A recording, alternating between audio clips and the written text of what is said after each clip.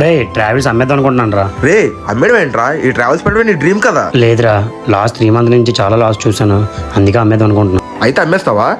Instagram, YouTuber, ఇన్ఫ్లుయెన్సర్తో promotion చేయించు, business automatic గా develop అవుతుంది. ఈ మధ్య అందరూ అలాగే చేస్తున్నారు మామ. ఇన్ఫ్లుయెన్సర్స్ తో ప్రమోషన్ అంటే డబ్బులతో కూడిన పని కదరా. రే మర్చిపోయావా? నీ ఫ్రెండ్స్ క్యారీ కూడా ఉన్నాడు కదరా, వాడు యూట్యూబ్ కోసం నువ్వు ఎంత హెల్ప్ చేస్తావు. వాడు ఇప్పుడు యూట్యూబ్ లో పెద్ద సెలబ్రిటీరా. వాడిని అడుగు, నీకు ఖచ్చితంగా హెల్ప్ చేస్తాడు. ఉండ్రా, వాడి కోసం నేను కూడా విన్నాను. ఉండి వాడికి కాల్ చేద్దాం.